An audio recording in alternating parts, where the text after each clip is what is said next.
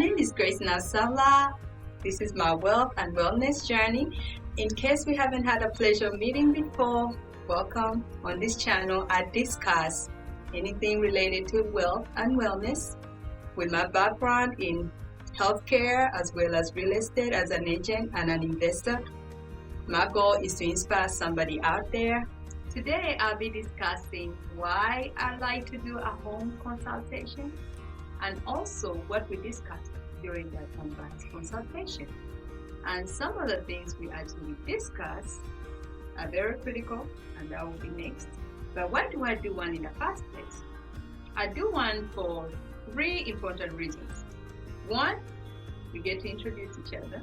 I get to know more about the client, and they get to know me as a person. The second thing, I get to know what are your goals. Everybody has different goals. My goals are not your goals.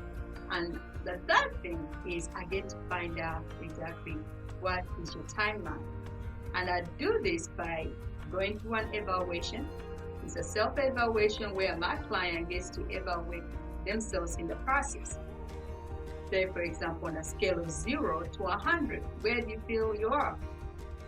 And this is done on a self-evaluation. I have a chart we actually discuss, and this chart helps me to find out exactly where you feel your chances of success or getting to the next step.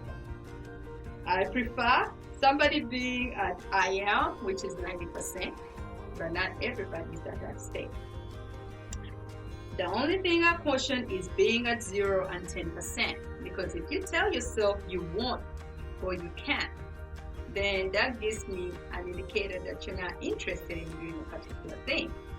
So it will take a lot of effort, and it will be much harder for you to accomplish it if you keep telling yourself you can.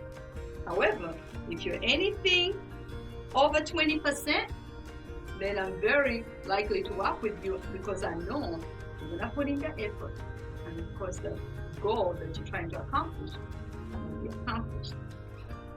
As a realtor, there are so many things in the background that goes on that the client might not know about.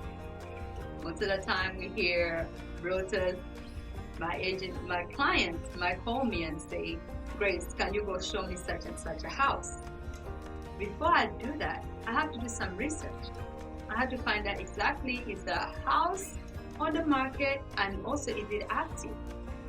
Because if we go see that house and it's contingent or under contract, that's already wasting your time and also wasting the seller's time, because sometimes, say for example, if the seller has to leave their house for a showing, they have to schedule that. So I always caution to my clients, we have to plan things out.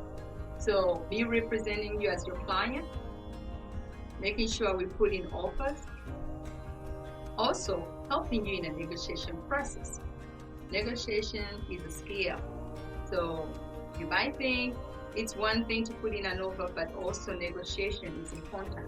So as your realtor, I'll be able to negotiate on my client's behalf. And the other thing we talk about is offering you support and guidance. This process can be cumbersome if you don't know all the steps. However, I'm here to offer you the support you need and the guidance, as well as some recommendations you might need along the way. And the other thing we talk about also is the do list and the don't list.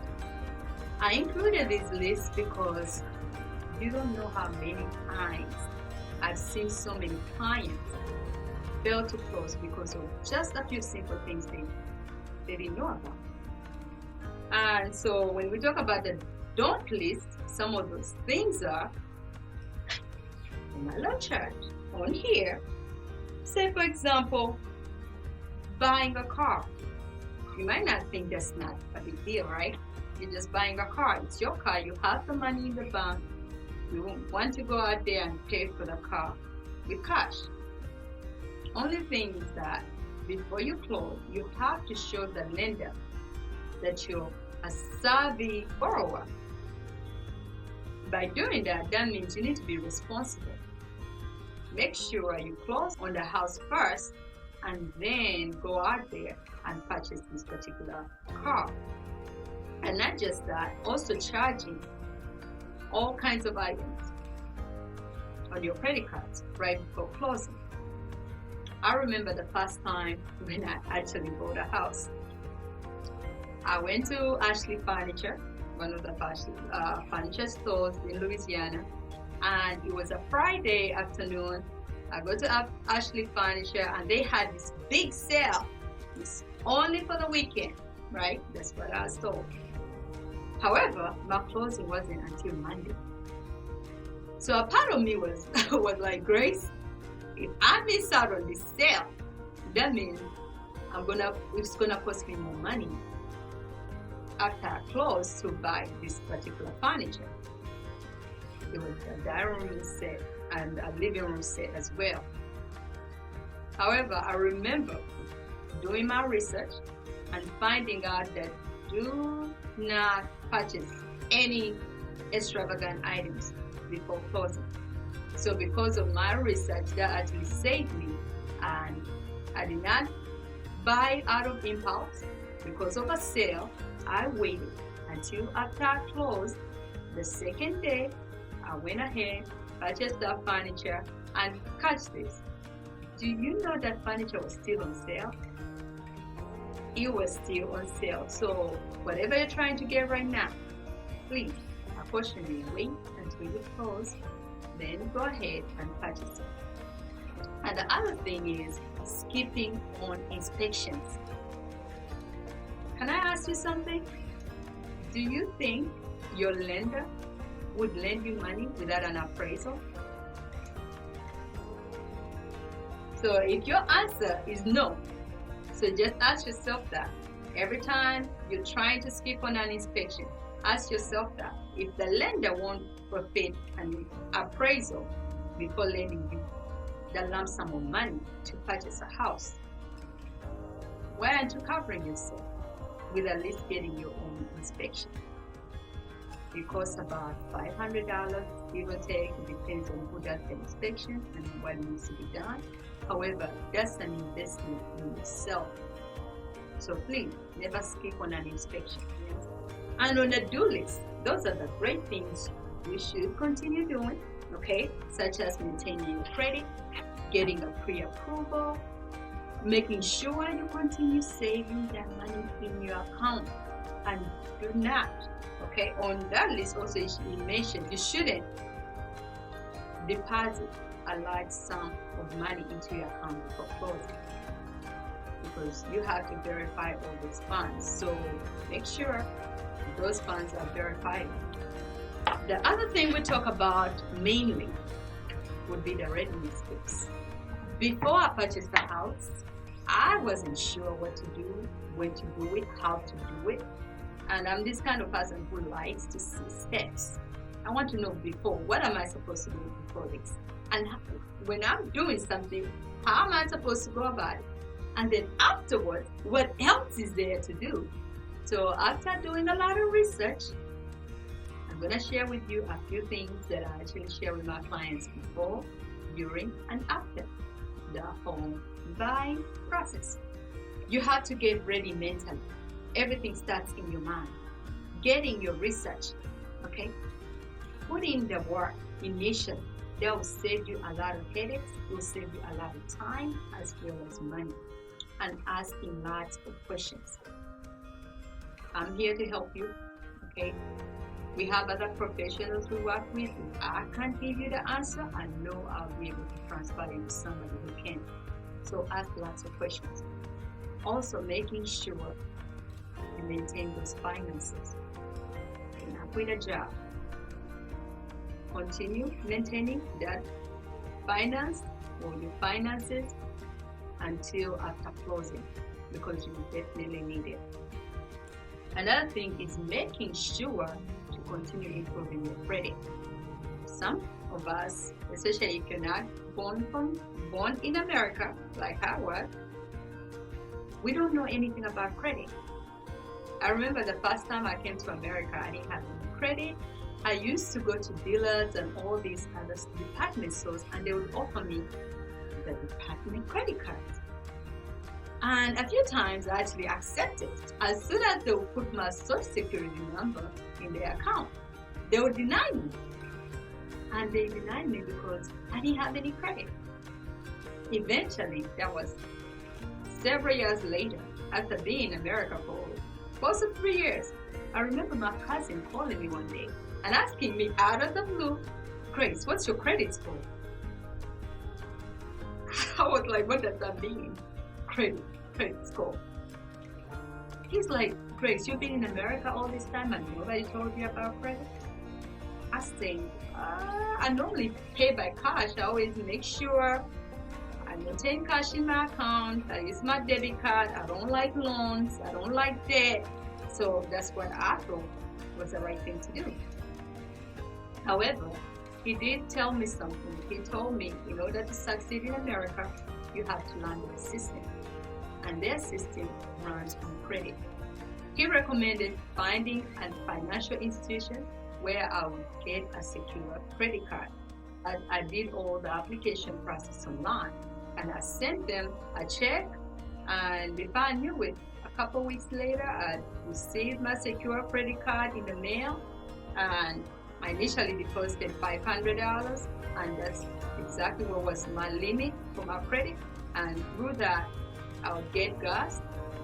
I'll go to the gas station, fuel my car, and then after that, I'll actually pay it off every month. In less than 6 months, I had good credit. So I recommend, if you don't have any credit, let's try to get a secure credit card.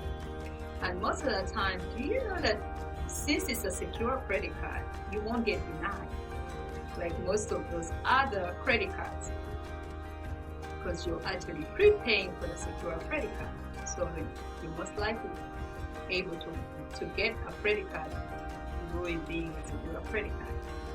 And the other thing we talk about is getting a pre-approval. That is important. We have to make sure that before we go out there shopping for all kinds of price ranges, we need to know exactly what are you getting pre-approved for. And the sooner you get pre-approved, that moves pretty much from step 1 to step 5, because then you're not wasting time in the learning phase. So make sure you get pre-approved and also sign up with an agent or realtor like me who will help you throughout this process. And now we move on to the during phase. The during phase is important because through the before phase, you continue on with what you've been doing during the before into the during phase. Whatever documentation you think they might need, such as your W-2, bank statement, or your debt creditors out there. If you have a student loan, make sure you have all the paperwork in order, because they'll ask for it. If you have child support, have those documents with you. And also having a criteria. What do I mean with a criteria? I guess this asks a lot. A criteria is, what are you looking for? Do you want a single family, or are you looking for a multi-family? Because that also helps us narrow down our search criteria. What location are you looking for?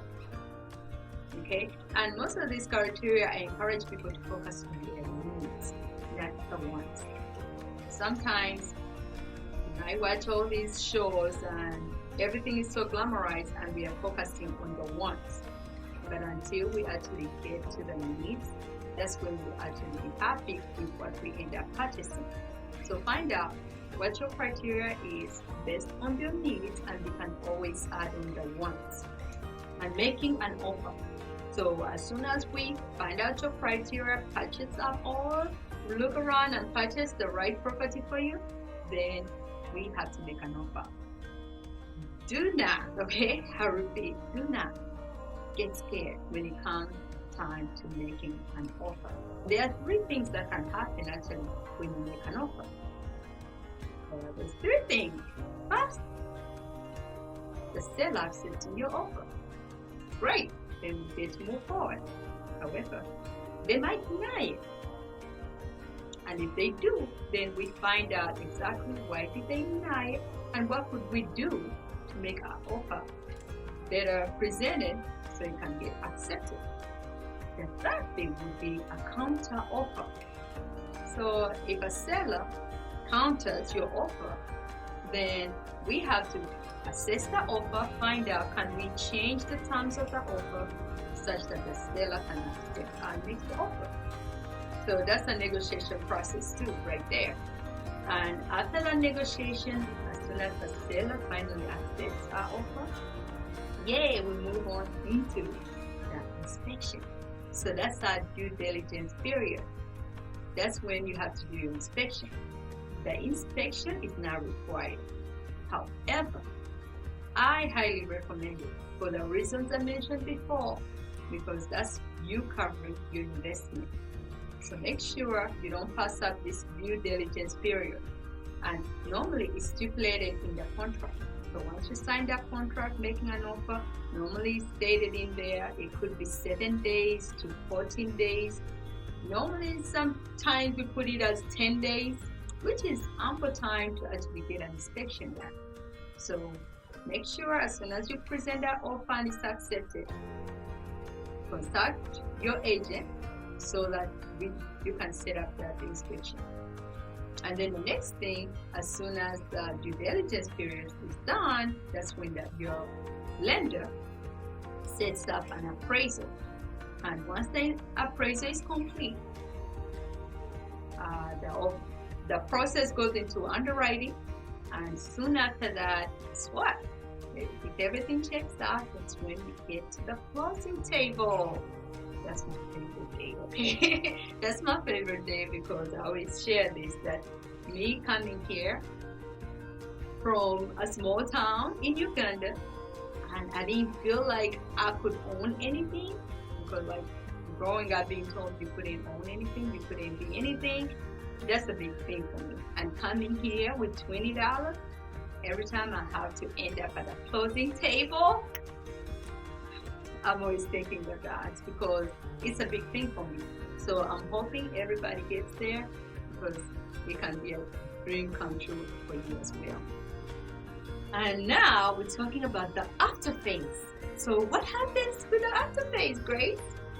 So that's when you get to move into your home sweet home, making sure that you change those locks for two reasons. It's a safety thing, and also the second thing, it's just a peace of mind knowing that nobody is coming to this house, okay, using their old key, right? So making sure you change those locks is paramount. Also, scheduling those utilities to be turned on as soon as possible. I've had so many stories, even people call me a few times asking, Grace, what happened? The utilities are not turned on. And I asked them, did you actually go to the utility company and get them turned on? And their answer was no. So once that seller sells and everything checks out at that closing table, it's up to you to go ahead on that same day. Make sure those utilities are turned on to your name, and make sure you find out if they have the water. Go to the water company, go to the electric company, also go to the gas company if you have the gas on the property. The other thing is maintenance. Maintenance is important because that's what actually preserves the value in your home. If you don't maintain your home, you won't have value. So please continue maintaining that home, and then before you know it, you continue building equity and pass on that equity to your kids or to the next generation. That's how you grow wealth. So those were my readiness tips that I share with my clients before, during, and after this whole buying process. So for those like me who like to see pictures and like to see steps, I always have 10 steps for that. And in that, I highlight mini research. Step 2 would be the improving of your credit. Step 3 would be maintaining with financing and saving some money.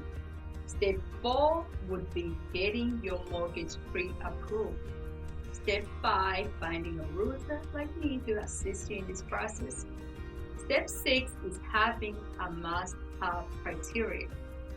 Step 7 is visiting multiple homes and then making an offer. Step 8 would be inspection and appraisal process. Step 9, doing a final walkthrough before closing. And step 10 is moving into your home sweet home. I'm excited for y'all in this journey. We all get the closing table and start your generational wealth from here on out. Thank you.